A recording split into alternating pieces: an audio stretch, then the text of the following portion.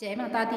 आज मैं आप लोगों को श्रीमद् देवी भागवत कथा का चतुर्थ अध्याय सुनाने जा रही हूँ, जिसमें है कि रेवती नक्षत्र कैसे आकाश में विराजमान हुई और कैसे वापस नीचे आई, किस ऋषि के श्राप से विराजमान हुई। फिर बाद में आने के लिए मेरे चैनल को सब्सक्राइब करिए, लाइक करिए और पूरी कथाएं आपको प्राप्त होगी। श्रीमद् देवी भागवत पूरी कथाएं मैं एक एक करके आपको सुनाऊंगी। इसके लिए आप बेल आइकन को अपना प्रेस कर लीजिए, जिससे कि सारी नोटिफिकेशन आपके पास जाती रहेगी, तो आपके पास कथाएं पहुंच जाएगी, जिससे कि आप टाइम से फर्स्ट से लेकर लास्ट तक सारे अध्याय आप ग्रहण कर सकेंगे। तो आइए हम लोग कथा की ओर चलते हैं। सूत जी बोले, हे अलौकिक एवं विचित्र कथा को सुनकर पुनः सुनने की इच्छा वाले अगस्त जी ने बड़े विनम्रतापूर्वक बोले, भगवान कार्तिकेय से कहा। अगस्त जी बोले, हे देव सेनापते, हे देव, मैंने वह विचित्र कथा सुन लिया। अब आप श्रीमद् देवी भागवत का दूसरा महात्म मुझे सुनाइए। कार्तिकेय जी बोले, हे मित्र, वरुण से प्रकट होने वाले मुने, अब आप यह कथा सुने, जिसके एक अंश में भागवती की महिमा कही गई है, धर्म का विवश वर्णन किया गया है और गायत्री का प्रसंग आरंभ करके उनकी महिमा दर्शाई गई है। उसे भगवती के रूप में जाना जाता है। यह पुराण देवी भगवती के महात्म से परिपूर्ण होने के कारण देवी भागवत कहा गया है।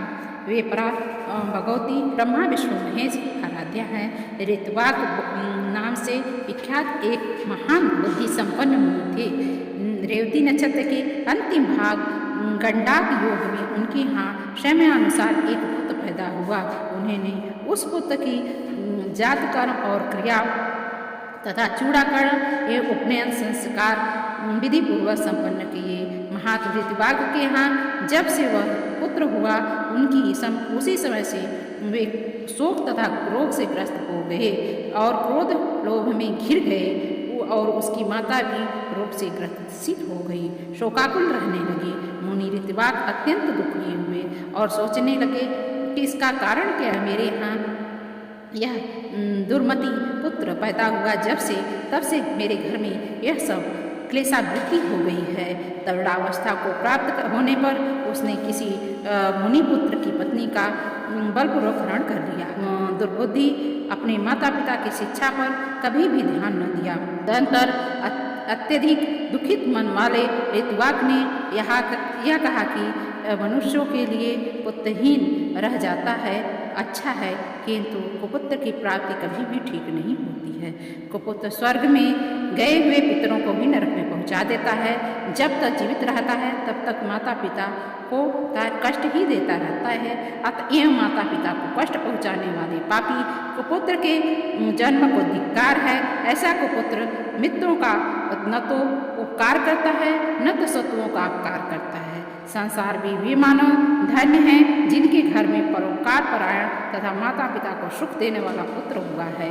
कुपुत्र से कुल नष्ट हो जाता है, कुपुत्र से यश नष्ट हो जाता है, कुपुत्र से अलौकिक तथा परालौकिक दोनों जगत में दुख तथा नारकीय यातनाएं भोगनी पड़ती है। कुपुत्र से वंश नष्ट हो जाता है, कुपुत्र पत्नी से जीवन नष्ट हो जाता है, विचित्र भोजन से दिन व्यर्थ हो जाता है और दुरात्मा मित्र से सुख कहाँ से मिल सकता है। कार्तिकेय जी बोले, हे अगस्त जी, आपने दुष्ट पुत्र के दुराचारों से निरंतर सप्तम रहने वाले मुनि ऋतवाक ने किसी दिन गर्ग ऋषि से पूछा। ऋतवाक बोले, हे भगवान, हे ज्योतिष शास्त्र के आचार्य, मैं आपसे अपने पुत्र की दुशीलता का कारण पूछना चाहता हूँ। हे प्रभु, आप उसे बताइए। गुरु की निरंतर सेवा करते हुए मैंने विधि पूर्वक वेदाध्ययन किया और ब्रह्मचर्य व्रत पूर्ण करके विधि विधान के साथ विवाह किया। अपनी भार्या के साथ मैंने गृहस्थ धर्म का सदैव यथोचित पालन किया और विधि पूर्वक पंच यज्ञ अनुष्ठान किया। हे विप्र, नरक प्राप्ति के भय से बचाने के लिए पुत्र प्राप्त करने की कामना से मैंने विधिवत गर्भाधान किया था, न कि वासनात्मक सुख प्राप्ति के लिए।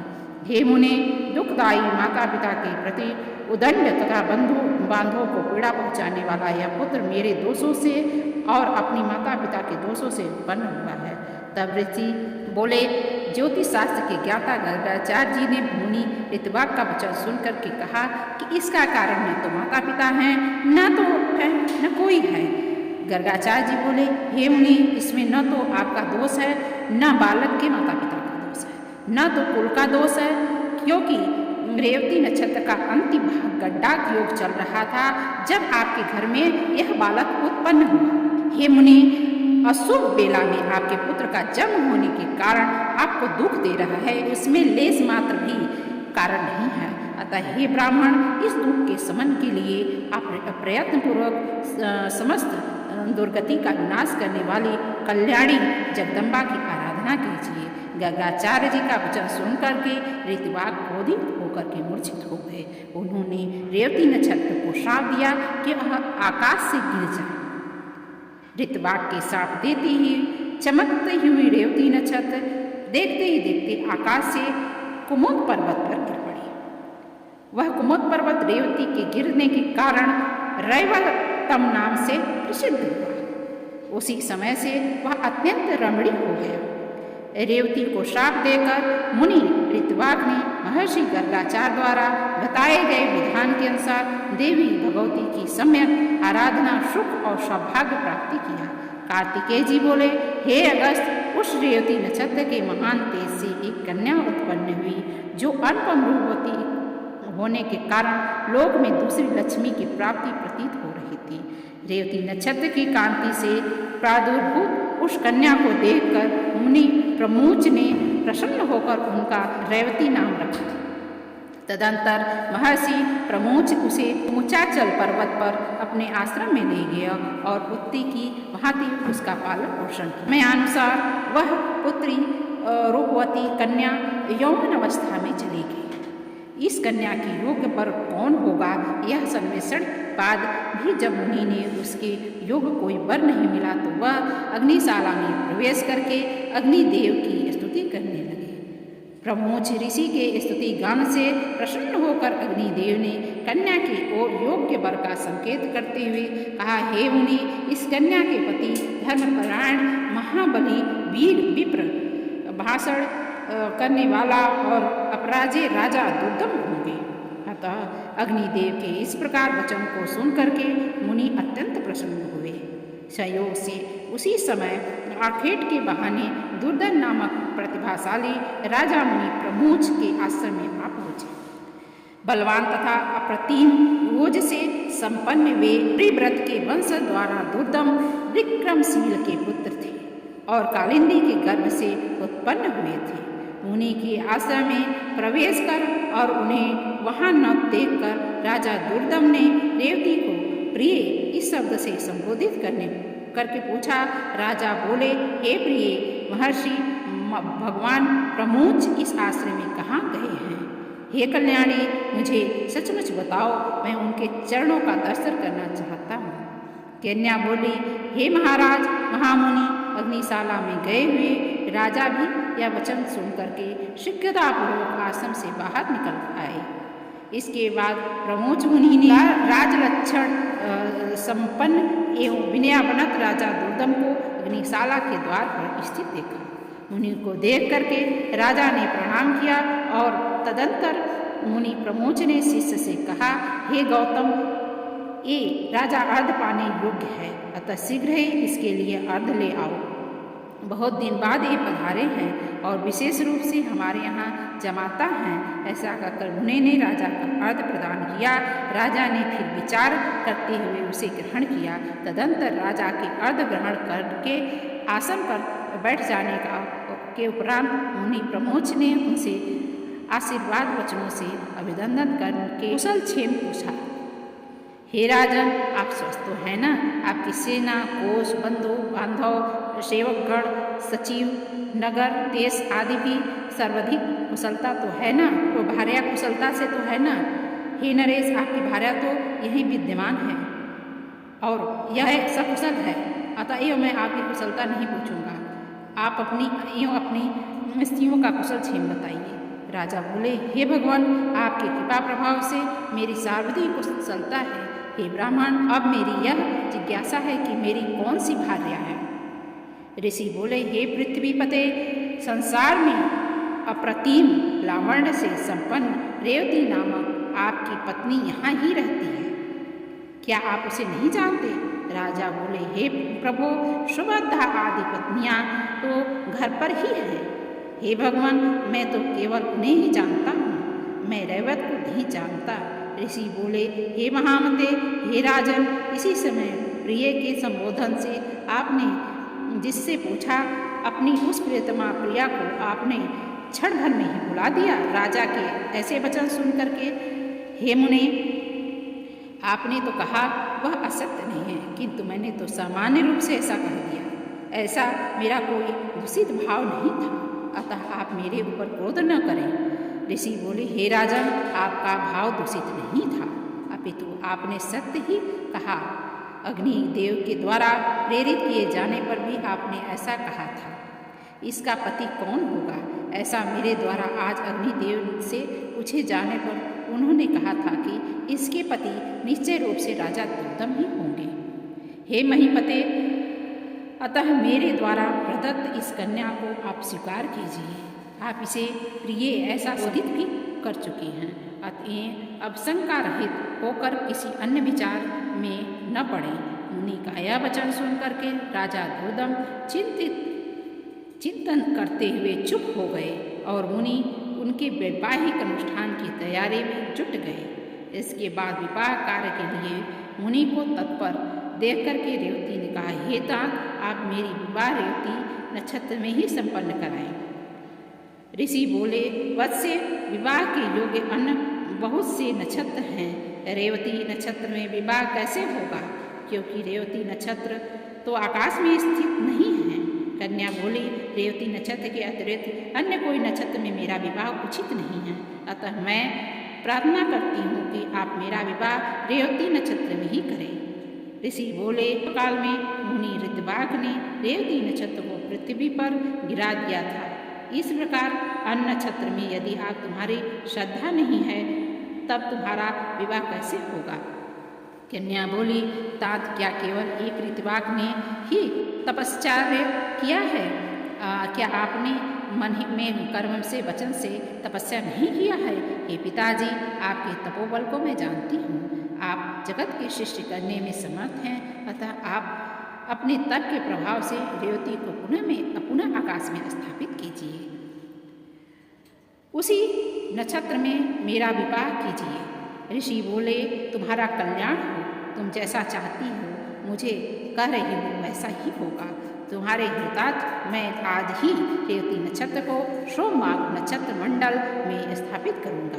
कार्तिकेय जी बोले, हे अगस्त जी, ऐसा कहकर मुनि ने अपने तपोबल से शीघ्र ही पूर्व की भांति रेवती नक्षत्र को फिर से नक्षत्र मंडल में स्थापित कर दिया। तदंतर मुनि प्रमोच ने रेवती नक्षत्र में वैवाहिक विधि के अनुसार महात्मा राजा दुर्दम को वह रेवती कन्या सौंप दी। इस प्रकार कन्या का विवाह कर देने के उपरांत मुनि ने राजा से कहा, वीर, तुम्हारी क्या अभिलाषा है, मुझे बताओ, मैं उसे पूरी करूँगा। राजा बोले, हे मुनि, मैं स्वभानुसार मनु के वंशज में उत्पन्न हुआ हूँ, अतः मैं यही कामना चाहता हूँ कि आपकी कृपा से मेरे मनवंतराधिपति पुत्र की प्राप्ति हो। मुनि बोले, यदि आपकी यह अभिलाषा है तो आप देवी भगवती की आराधना कीजिए। ऐसा करने पर आपका पुत्र मनु अवश्य ही मनवंतराधिपति होगा। श्रीमद् देवी भागवत जो पंचम पुराण के रूप में विख्यात है, उसका 5 बार श्रवण करने के उपरांत आपको मनवांछित पुत्र की प्राप्ति होगी। रेवती के गर्भ से उत्पन्न रेवत नाम वाला 5वां मनु वेद वेत्ता, शास्त्रों के तत्वों को जानने वाला, धर्मपरायण तथा अपराजेय होगा। मुनि प्रमोच के इस प्रकार कहने पर प्रसन्न होकर प्रतिभा संपन्न राजा दुर्दम ने मुनि को प्रणाम और विभार्या रेवती के साथ अपने नगर में गए। महामती राजा दुर्दम ने अपने पितामह से प्राप्त राज्य सिंहासन किया और उस धर्मात्मा ने औरस पुत्रों की भांति अपनी प्रजाओं का पालन पोषण किया। एक बार उसके यहाँ धर्मात्मा लोसम ऋषि पधारे। राजा दुर्दम ने उन्हें प्रणाम किया और उनका विधिवत पूजन किया। दोनों हाथ जोड़कर कहा। राजा बोले, हे भगवान, हे मुनि, यदि आपकी कृपा करके मैं पुत्री प्राप्ति की कामना से आपसे देवी भागवत पुराण सुनना चाहता हूँ। राजा का यह वचन सुनकर लोमस मुनि प्रसन्न हो गए और बोले, हे राजन, आप धन्य हैं, क्योंकि तीनों लोगों की जगत जननी माँ जगदम्बिका आपकी ऐसी भक्ति हो कि देव दानव और मानव की आराध्य परा भगवती जगदम्बा मैं यदि आपकी भक्ति उत्पन्न हुई हैं तो आपकी कार्य सिद्ध अवश्य होगा। अतः हे राजन, मैं आपकी श्री देवी भागवत सुनाऊंगा, जिसके सुनने से दुष्प्राय नहीं रह सकता। हे ब्राह्मण, ऐसा कह मुनि ने किसी शुभ दिन में राजा का कथा आरंभ किया। अपनी पत्नी के साथ राजा ने 5 बार श्रीमद् देवी भागवत विधि विधान के अनुसार श्रवण किया। कथा समाप्ति के दिन धर्मनिष्ठ राजा दूधव ने अत्यंत प्रसन्नतापूर्वक देवी श्री देवी भागवत पुराण तथा लोसम ऋषि की पूजा की। राजा ने नवाड़ मंत्र से हवन करके कुमारी कन्याओं का भोजन कराया और सपत्नी ब्राह्मणों को प्रभूत दक्षिणा दान द्वारा संतुष्ट किया। कुछ जीवन व्यतीत हो जाने पर भगवती की कृपा से रानी रेवती ने लोक कल्याणकारी गर्भ धारण किया। इसके बाद जब समस्त ग्रह नक्षत्र अपने अपने अनुकूल स्थानों पर थे और सभी मांगलिक कृत्य संपन्न हो गए थे, ऐसे शुभ समय में रेवती ने पुत्र को जन्म दिया। पुत्र के जन्म का समाचार सुनकर राजा दूधव अत्यंत प्रसन्न हुए। उन्होंने स्नान करके स्वर्ण कलश के जल में पुत्र का जात कर्म संस्कार किए। तदंतर राजा ने विधि पूर्वक दान देकर ब्राह्मणों को संतुष्ट किया। समय पर पुत्र का उपनयन संस्कार करके राजा ने अपने पुत्र को अंगों सहित वेद विद्याओं का अध्ययन कराया। इस प्रकार राजा का रैवत नामक तेजस्वी पुत्र समग्र विद्याओं का निधान, धर्मपरायण, अस्त्र शस्त्र में श्रेष्ठ, धर्म का वक्ता तथा धर्म का पालन करता हो गया। इसके बाद ब्रह्मा जी ने रैवत को मुनि के पद पर नियुक्त किया और वे श्रीमद्मंत्राधिपति के रूप में धर्मपूर्वक पृथ्वी पर शासन करने लगे। इस प्रकार मैंने देवी भागवत के इस प्रभाव का संक्षिप्त में वर्णन कर दिया। इस देवी भागवत पुराण के महात्म्य का विस्तार पूर्वक श्रवण करने में कौन समर्थ है। सूत जी बोले, हे ब्राह्मण, इस प्रकार से देवी भागवत का महात्म्य तथा उनकी विधि सुन करके कुमार कार्तिकेय की पूजा करके अगस्त्य मुनि अपने आसन चले गए।